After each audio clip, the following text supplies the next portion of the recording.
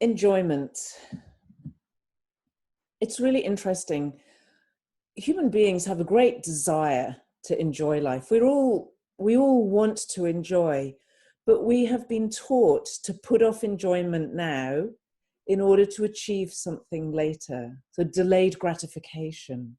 Now, there is something in delayed gratification, because if you do whatever you want now and you eat sweets all day and you watch television all day and you succumb to the lowest of your current wishes, you are not going to live a satisfying life. That's for sure. We know that. You're not going to live a satisfying life, but there is a power to enjoying now that has not really been shared very much. So this is almost the reverse of delayed gratification, but it's done in a powerful way rather than a weak way. Let's see if I can explain a little bit how it works so that you understand more about why that's so important. When you really enjoy a moment, I want to be clear that this is not about some kind of intellectual enjoyment, like, oh, that's a really great idea. Oh, it would be so amazing to do this. That's kind of trying to enjoy the future, trying to enjoy something out of you. The enjoyment I'm talking about is an enjoyment that you experience in yourself. It's very grounded. It's very much, it's physical, emotional, mental, spiritual. It's all the parts of you together. That's the kind of enjoyment that I'm talking about. Now, when you experience that kind of enjoyment, it opens you and it makes you very receptive. Just maybe you can feel it right now. You can feel the expandedness of it. You can feel the energy that comes to you with it. It doesn't need to be some kind of complicated enjoyment. It's a really simple thing. It's just like, well, I'm going to let myself feel good now. I'm not going to think about things that make me feel bad. I'm not going to worry about stuff, because worrying doesn't help. It doesn't actually bring good results. I'm just going to be positive, be happy, because I don't really have any reason to be anything else, or because I want to be. And it's that allows you to feel good now. And when you feel good now, you actually open up and receive fresh energy. And the fresh energy is more evolved than the old energy. And so the fresh energy actually rewards your enjoyment, if you like, because it gives you a more positive state of being, or a more evolved, slightly more advanced state of being. So the fresh energy actually solves problems because it's more advanced energy. It makes your life easier, which is very interesting. Sometimes fresh energy brings you ideas about who you could be or what you could do, which will make your life much richer. But if you stay in this state of enjoyment as much of the time as you can, all the steps to that expanded version of you will also be a lot easier, because they literally come to you. It's almost like they're delivered through the fresh energy.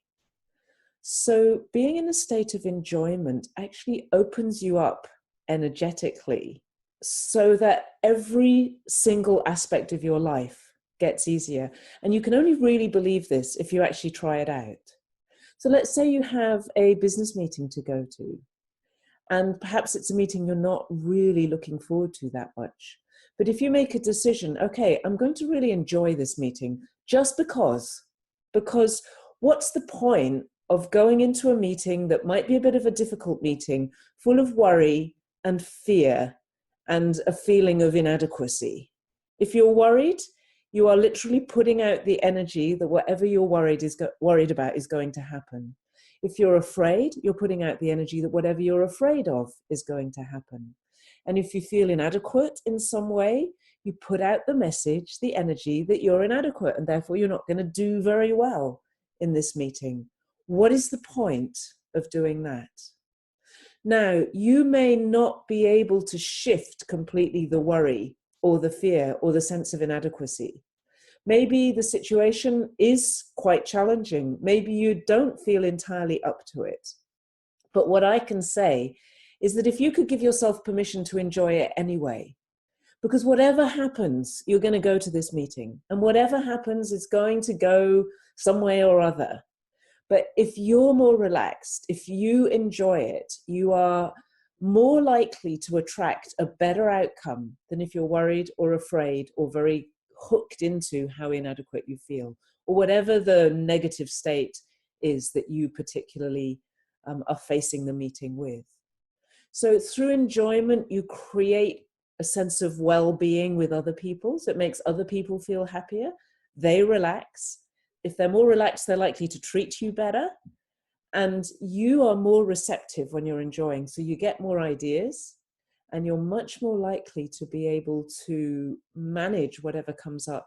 You actually, when you have more energy, there's a greater flexibility, there's a greater lightness in you. You can move more quickly.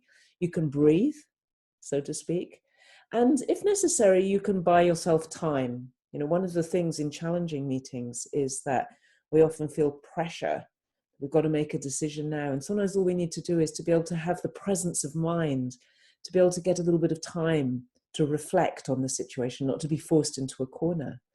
And if you're able to be in a state of enjoyment, which might sound really weird if you're thinking about a difficult situation, but it's not as weird as it sounds, because there's a part of you as a human being that can literally just say, well, I'm doing this anyway. I've got to go, whatever it is you're talking about. So why not enjoy it? Just because I would rather have a more enjoyable life than a less enjoyable life. There is no better reason actually than that.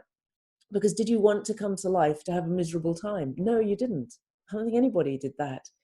Did you come to life with the hope that you might be able to enjoy it? Why not? The point is to be able to connect with a genuine feeling of enjoyment.